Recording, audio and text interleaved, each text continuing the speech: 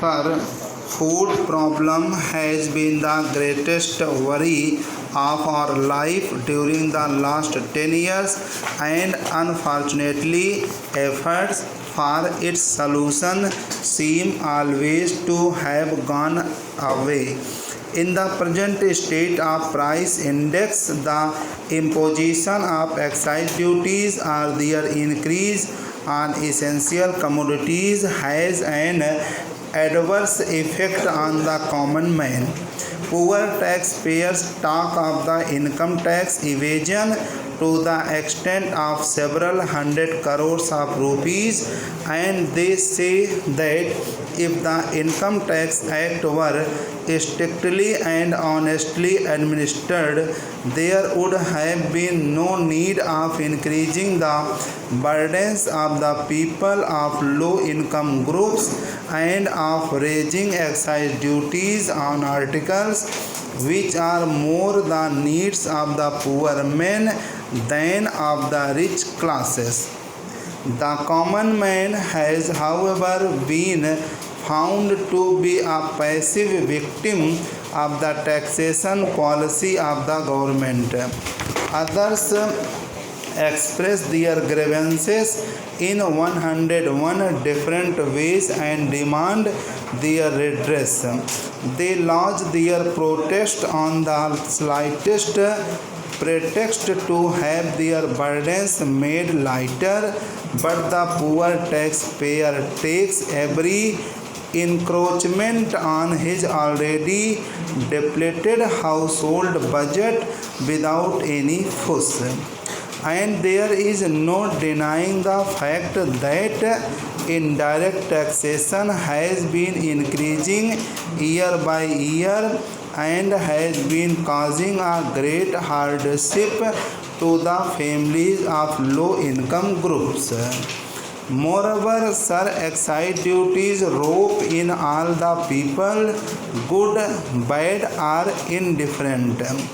By this I mean to say that whether the people have been benefited by the planned outlay of about rupees 900 crores a year or not, whether they have remained unaffected by the development schemes or whether their finances have worsened as a result of any such schemes, all have to pay the duty imposed along with the middleman's profits, whatever he may be disposed to charge.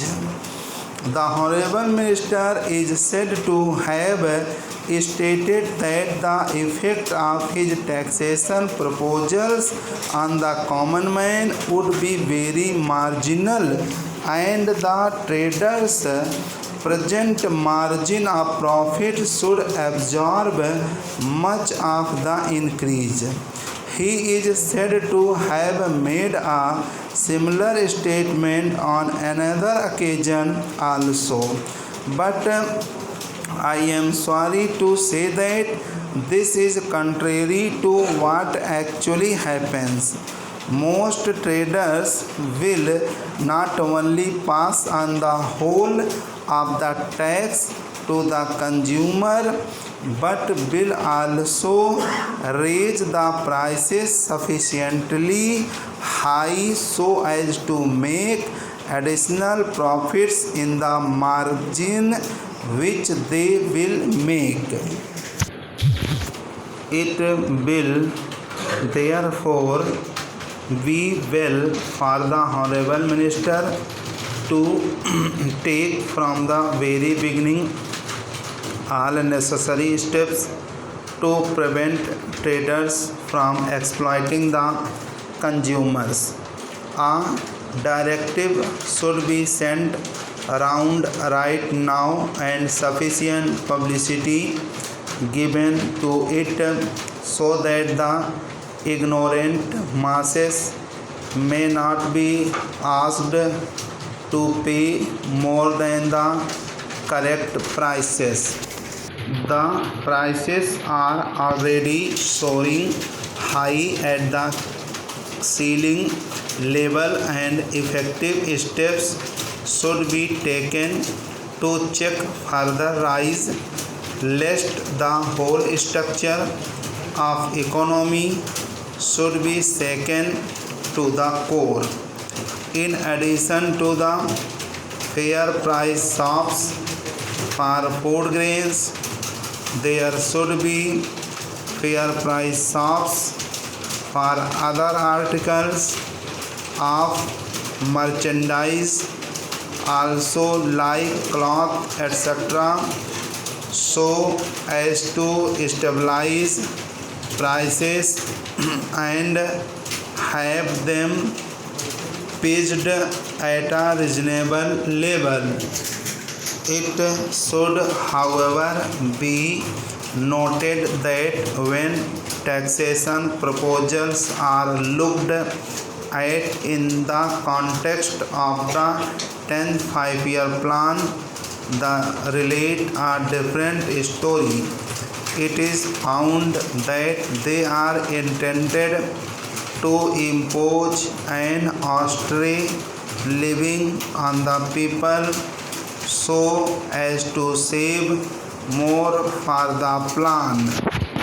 It is said that excise duties have been directed towards limiting consumption of the lower middle classes and the masses more as a measure to check inflation rather than for the purpose of augmenting revenue. The Honorable Minister once stated that the duty on sugar had been deliberately raised because he wanted consumption to go down, or rather not to increase. He said, "I would like to freeze it at more or less the present level, unless it be that as income goes up in certain sectors, they want to pay the price." The Finance Minister announced to freeze the consumption in the absence of sufficient quantities of consumer goods to go round that section of the people whose purchasing power is increasing as a result of the plan outlay of about rupees 900 crores a year is quite understandable. Our administrative machinery is not sufficiently competent and efficient for complete control, and unless the production of consumer goods is commensurate with the investment in the country, the inflationary pressure will persist and prices will rise. When the mills and factories which are being established in the earlier years of the plan go into production, there will be plenty of consumer goods to absorb the surplus money in the hands of the people, and the need of price control by means of the imposition of excise duties will come to an end. It is hoped that the Minister will reduce these duties at that time. As for the implementation of the plan, nothing extraordinary had happened to make us feel nervous about the fulfillment of the targets.